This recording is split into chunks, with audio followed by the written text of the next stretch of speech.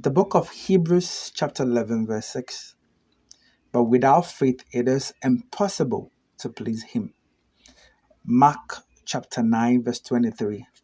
If you can believe, all things are possible to him who believes.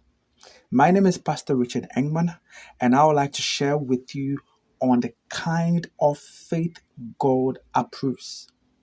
And I'm going to take my text from John 20, verse 24 to 29.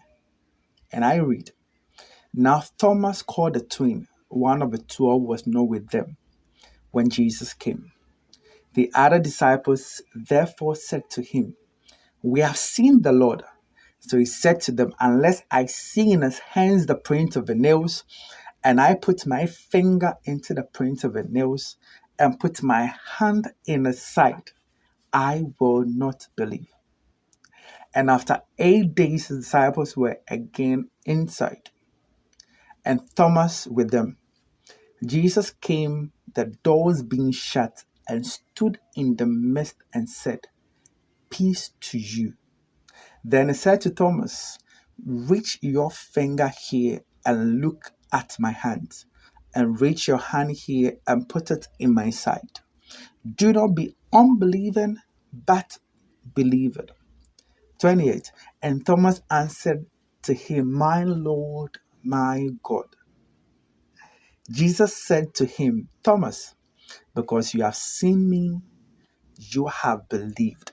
Blessed are those who have not seen and yet have believed. I'm not going to talk so much about the story, but you can read it all by yourself in the comfort of your home.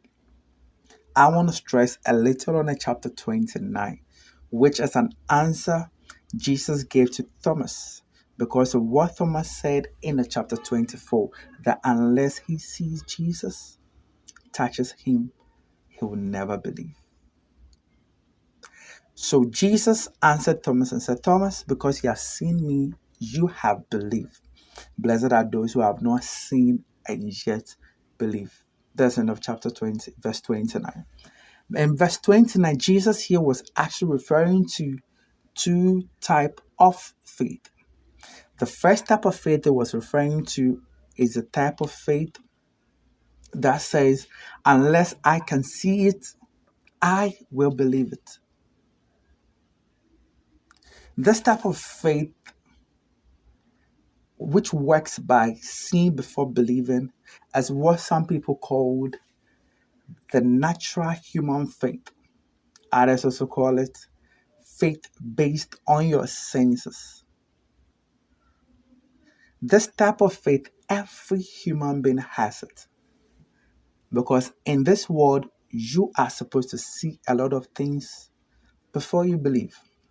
For instance, if somebody calls you and says, Richard, I've mistakenly sent some 1,000 Ghana into your account. Before, and I've sent it mistakenly, can you please resend the money to me? Before I send that money, I need to first see.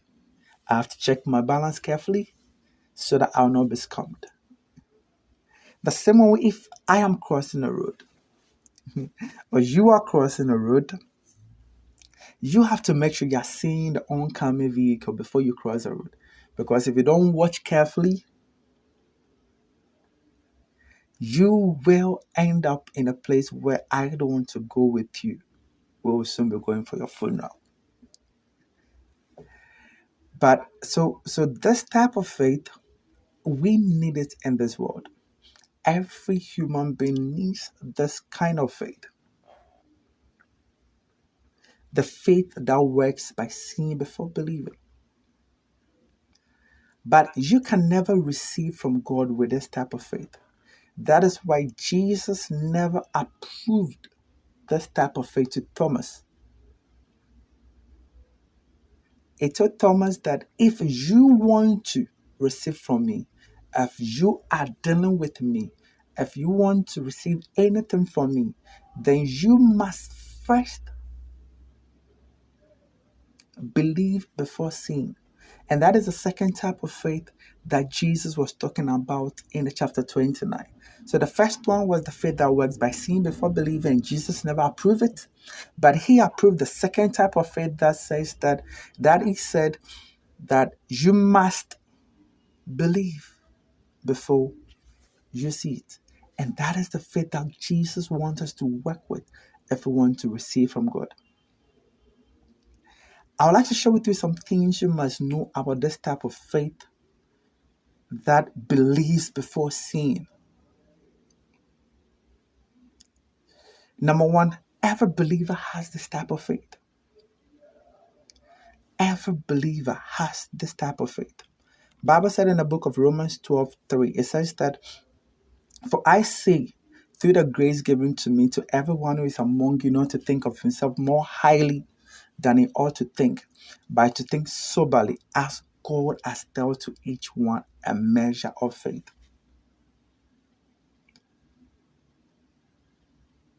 For by grace you have been saved through faith. It said, as God has dealt with each one a measure of faith. God has given everyone, every born again person has faith. Every born again person has faith. Bible doesn't say we should pray for faith. If you want faith, you must do what Bible said. Bible said faith comes by what? Hearing and hearing. Before you became born again, you heard. That's what Bible said in Ephesians 2, that for by grace you have been saved through faith. Faith is a gift of God. God gives it to you as a faith. Anytime you hear his word, it gives you faith. So if you have been born again, you have faith. You don't need to pray, Lord, give me faith. If you are doubting, read his word. You get to know what it says in his word, and your faith will rise up in that circumstances. Keep feeding on his word regarding a particular thing. Keep feeding. If you want to overcome fear, keep feeding your faith on fear.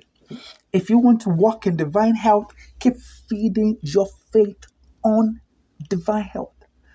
If you want to walk in the supply, the financial blessings of God, if you want God to supply your needs financially and other, keep feeding your faith along that line.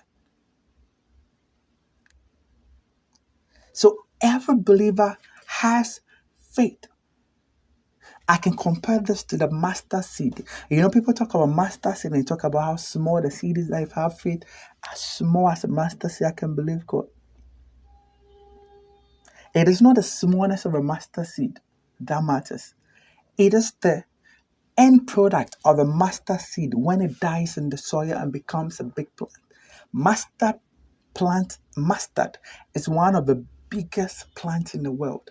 So when that little seed drops in the soil and grows, it becomes a very big tree that now begins to house the birds of the air and also becomes a shade for anyone who wants to take a rest under.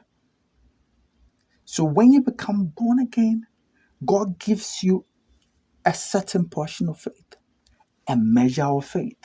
Other versions say a degree of faith.